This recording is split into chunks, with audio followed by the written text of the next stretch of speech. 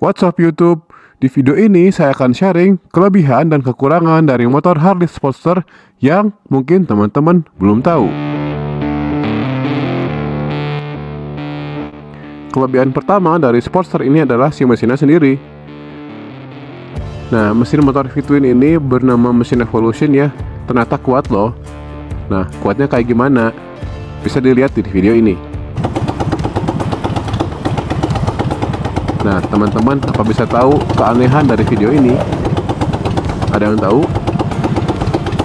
Ya, di sini di video ini saya riding pakai motor Sportster ini yang ternyata hanya dengan satu piston aja yang nyala. Loh, kok bisa? Nah, ini penjelasannya. Jadi, ini adalah gambar atau animasi mesin V-twin pada Harley ya. Mesin V-twin Harley ini unik karena mesin 2 silinder ini tuh kedua pistonnya terpasang pada satu pin engkol, sehingga piston pada mesin ini akan terus bergerak bersamaan antara piston yang satu dan piston yang kedua. Dan juga karena pembakaran kedua piston ini tuh bisa dibilang relatif berbarengan pembakarannya. Di video yang tadi, mesin motor yang saya pakai ini tuh hanya bergerak satu pistonnya karena ada masalah di sistem pembakarannya. Jadinya pistonnya itu diam, gak bergerak. Tapi karena kedua piston tersebut berada pada satu pin engkol yang sama, jadinya walaupun satu piston yang gak bergerak karena masalah pembakaran, mau gak mau piston yang gak bergerak ini akan ikut bergerak karena piston yang lain itu masih bagus pembakarannya. Ya, walaupun tenaganya sih sangat jauh ya dibandingkan saat mesinnya normal. Tapi ajaibnya motor ini tuh masih kuat loh, saya bawa pergi jauh sekitar 18 km-an. Kelebihan berikutnya adalah motor ini bisa dibilang sebagai blank canvas ya. Motor ini tuh bisa di custom dengan bermacam-macam gaya dan style. Ya karena motor ini tuh desainnya sangat simpel ya, cuman rangka, mesin, dan ban gitu ya. Jadi walaupun Sportster 48 ini dasarnya bobber, tetapi sangat mungkin di custom dengan gaya yang jauh dari style bobber ya. Misalnya motor ini bisa di custom modif simple kayak Sportster yang saya pakai ini, atau bisa dibuat lebih bobber lagi kayak di foto ini, atau bisa dibuat dengan style chopper juga di foto ini juga kayak gini ya. Atau bisa lebih ekstrim lagi tuh, motor ini ternyata bisa dibuat dengan custom gaya scrambler seperti di foto ini. Ya walaupun sih ada konsekuensinya ya, cuman berarti motor ini tuh sangat-sangat customizable gitu.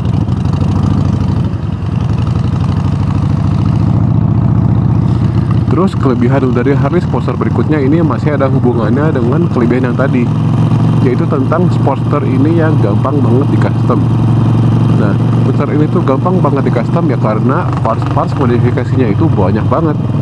Mulai dari yang OEM, genuine, asli, terus ada aftermarket yang official kerjasama dengan Harley, dan bahkan ada yang parts-parts custom handmade dan juga ada yang KW.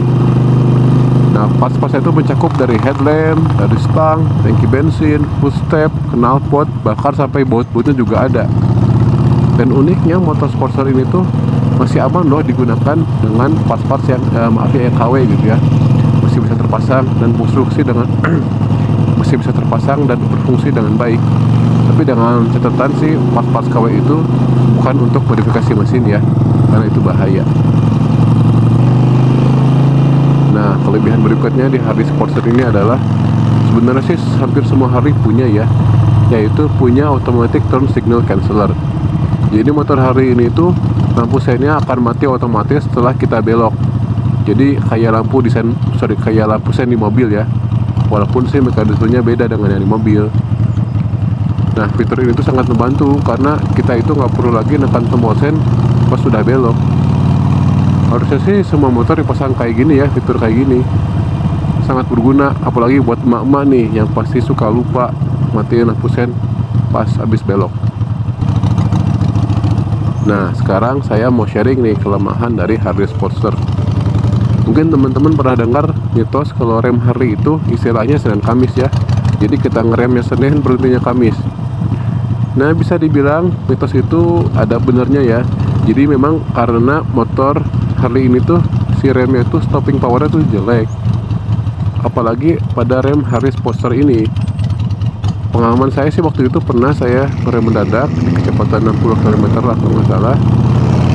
Itu saya sudah mompa-mompa rem depan, saya sudah injak-injak rem belakang tuh, tapi motor tuh rasanya masih ngambang gitu, gak langsung berhenti. Tapi sekalinya dia pakem ngerem gitu ya, si motor ini tuh langsung kunci di ban belakangnya. Dan saya ngerasa banget itu si ban belakang tuh gelincir gitu ya. Padahal sangat sayangkan bahwa si kaliper yang motor ini tuh, motor Harley itu dari Brembo loh. Nah, buat teman-teman nih yang terbiasa pakai motor Jepang yang remnya bagus ya, apalagi sudah banyak yang pakai ABS gitu. Kalau baru belajar Harley sih baiknya pelan-pelan aja dulu, jangan kebut-kebutan ya. Karena jujur aja motor ini tuh Sportster ya, apalagi Sportster itu remnya jelek. Nah, kekurangan berikutnya sih adalah khusus Sportster 48 ya. Jadi kan motor ini tuh desainnya bobber. Nah, karena bobber, jadi Sportster 48 ini adalah Sportster yang ground clearance-nya itu rendah dibandingkan dengan Sportster yang lain. Nah, Sportster 48 ini tuh ground clearance-nya sekitar 110 mm ya. Sedangkan ground clearance Sportster yang lain tuh bisa lebih tinggi nih. Ntar saya buatin tabelnya ya. Tuh, bisa dilihat ya. Jadi kalau memang Sportster ini tuh tergolong yang paling rendah lah dibandingkan dengan Sportster yang lain si ground clearance-nya. Jadi kalau kita bawa ke jalanan yang polisi tidurnya itu nggak standar tingginya, harus dibawa pelan-pelan karena risikonya bakal terbentur kena rangka bawahnya. Nah, apalagi kalau motor ini dibawa ke jalanan yang berbatu ya, udah pasti nggak bisa lah gitu ya, pasti kena rangka bawah. Terus karena yang tadi ground clearance rendah juga, jadi kalau kita nih bawa cornering ya ke kanan, itu risiko juga nih si knalpotnya kena baret karena kena aspal. Oke, kekurangan terakhirnya yaitu motor ini nyiprat parah guys. Dan saya juga baru tahu tuh pas saya pakai hujan-hujanan. Jadi kan karena memang Sportster ini tuh dia nggak punya spakbor ya, cuman pakai fender belakang aja. Jadi ya kalau memang hujan dan ngelewatin genangan tuh pasti udahlah habis nih punggung nih kena cipratan. Jadi kalau teman-teman pakai jaket yang putih atau pakai yang warna terang ya mungkin siap-siap aja tuh kena kotor. Cuman ya supaya gak nyiprat sih untungnya ada aksesoris tuh, yaitu plat nomor belakang yang dipasang di fender. Saya kasih contohnya nanti di gambar ya. Jadi lumayan lah, bisa dibilang dia kayak spakbor. Jadi ngurangin cipratan sedikit. Oke, cukup sampai di sini ya sharing kelebihan dan kekurangan dari Harley Sportster yang mungkin teman-teman belum tahu. Tapi barangkali nih teman-teman juga ada yang bisa nambah informasi tambahan gitu ya, kelebihan dan kekurangan Sportster yang mungkin saya sendiri juga belum tahu. Nah, kalau ada yang tahu tambahin ya di kolom komentar, oke? Mudah-mudahan video ini bermanfaat. Thank you for watching. Jangan lupa subscribe.